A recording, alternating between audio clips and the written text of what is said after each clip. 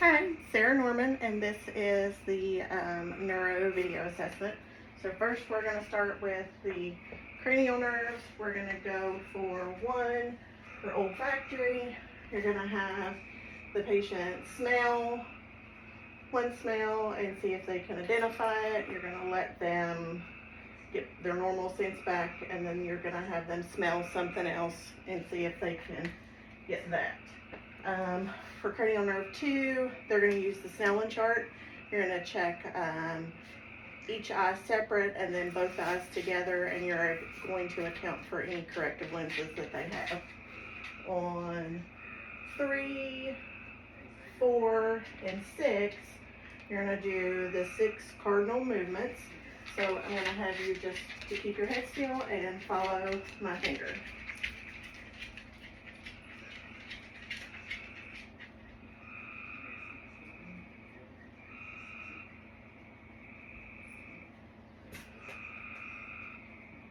Alright, and then follow my finger now. Okay, and then you go through them to the middle to check for convergence. That is 3, 4, and 6, so that's going to be the oculomotor, trochlear, and then the abducens, and then you also would have a pen light, and you would check the eyes if they are perla with the pupils equal, round, reactive, and accommodating to light. And then you're going to do trigeminal. You are going to have them to, first you're going to look for symmetry to see if there's any clenching or see if there's any twitching. You're going to have them to clench their teeth together. And you're going to feel the masseter muscles in here. Okay, you can let that go. And then you're going to have them to close their eyes.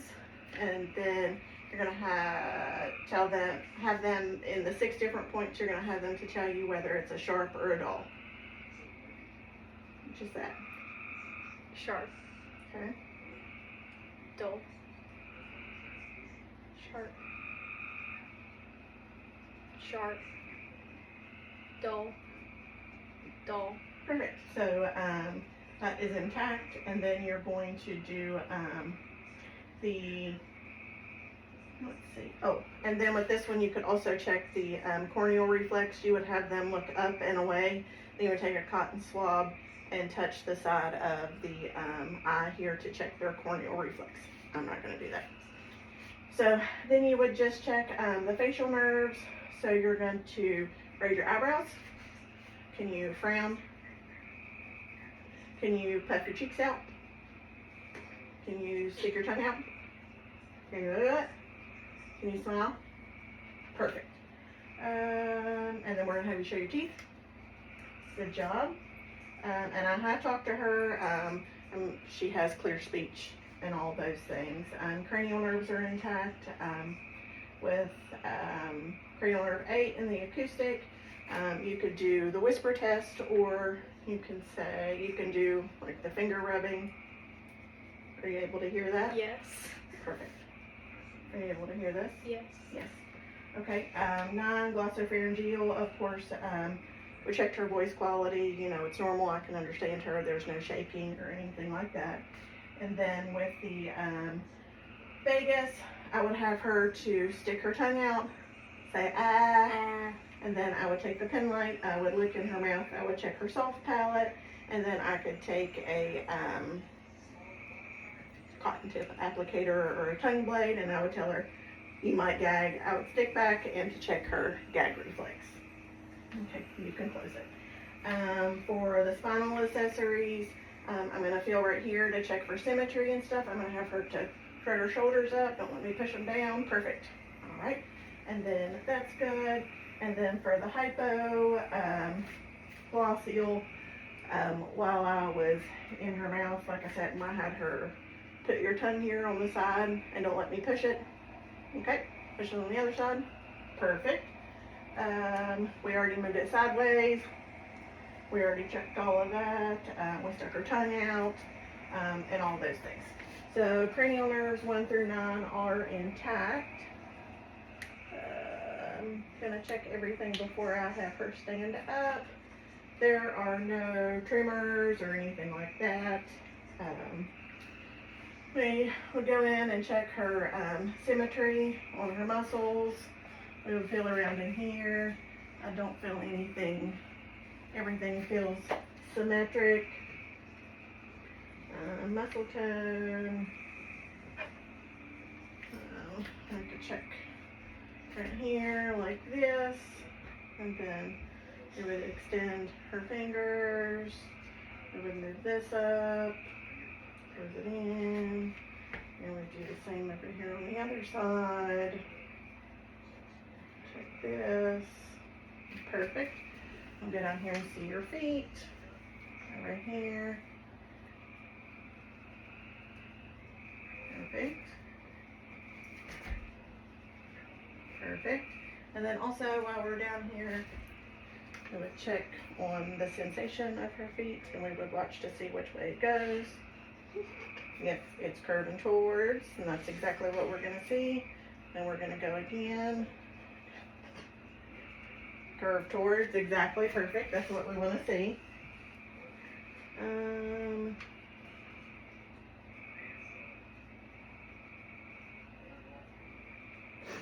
Okay. We already touched with, so could you, I'll have you close your eyes, and you tell me where you feel me touching you, okay? My arms. One or both? Both. Okay. My left arm. Perfect. My right arm one. My cheeks both. Okay. My left. Just one leg? Yeah, one leg. Okay. One leg. Both legs. Perfect. Let me see your feet. Both feet. Perfect. Perfect. Motor system, we're going to wait until we stand up. We already compared symmetry. You could, as long as they can feel pain and whatnot, we would not have them test temperature check. If so, if they can't feel pain, then we would give them something with warm water and cold water, so that way they could tell the difference.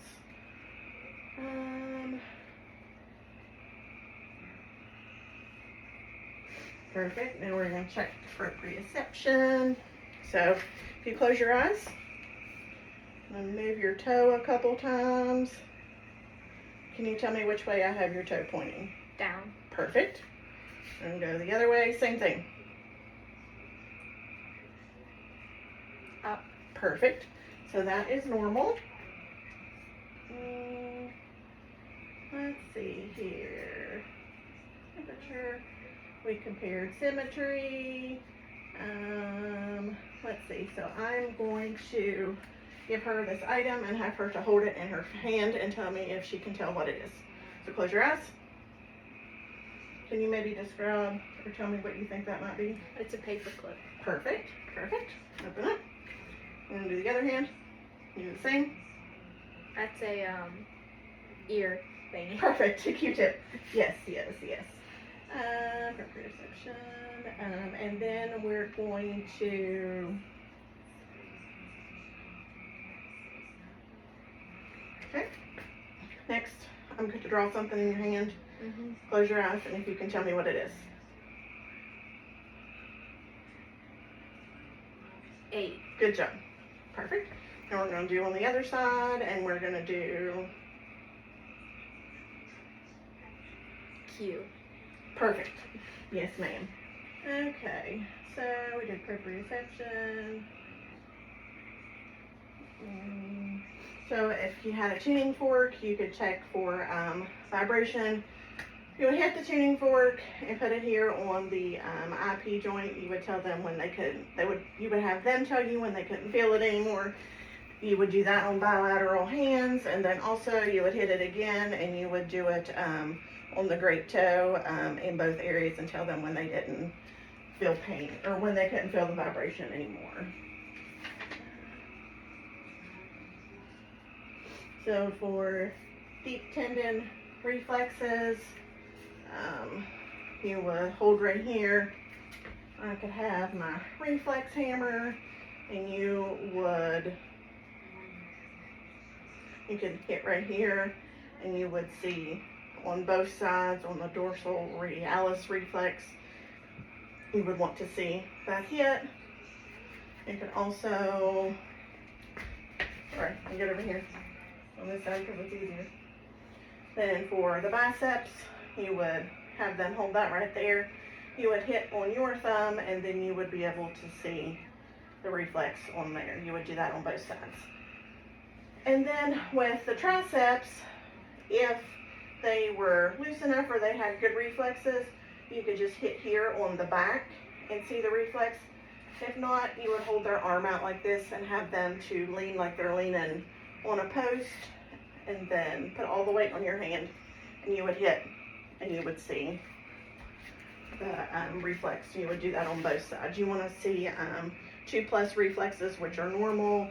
If they were hypoactive or hyperactive, then you would look into that further. And then of course we're going to check the patellar reflexes on both sides, and then you would do the Achilles reflex on both sides.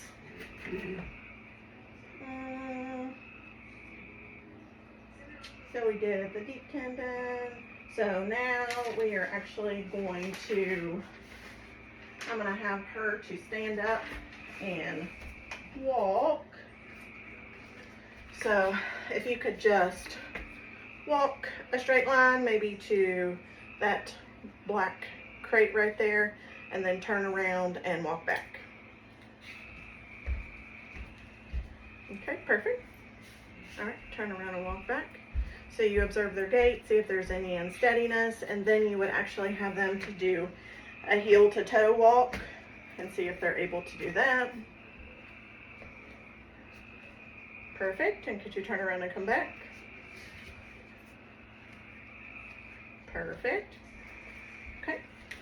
And then you would have them stand with their feet together, and you would have them to close their eyes and see if they can maintain their balance for 30 seconds. We're going to say 30 seconds has passed, and then after that you can have them to hold their hands out, palms down, and then have them to close their eyes. You would let them get their surroundings together, and then you would push down to see if they would keep from letting their arms, they would have resistance, and you also want to be close to somebody to make sure that they're not going to fall. Now the next step of it is that you would have them to, could you also hop on one foot and maintain your balance? Perfect. How about the other one? Wonderful, wonderful. So if you wouldn't mind to come over here and lay down. Let's see. So we would check for meningitis with the Radinsky sign. You would take their neck and you would lean it forward, and if they had any pain associated with that, that could be a positive sign. You can lean back. Or you could take their leg up, hold it right here at a 90 degree, and then as you extend it, if they have pain associated with that, that could be a positive Keurig's sign. Yes, yes, yes, yes. Proprioception, we did the shoulders, we did the gait, the hop, Romberg, patient stands with their feet, yes, pronator drift.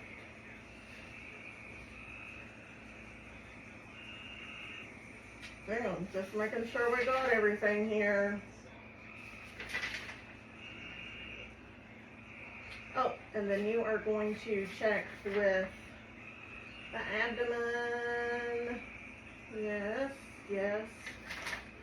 You can take a cotton swab and you would make sure that the patient is covered, and then you would take the cotton swab and you would make an X there towards the umbilical cord, or not the umbilical cord, but the umbilicus, and you can see that the sensation there is intact. Thank you. Yay.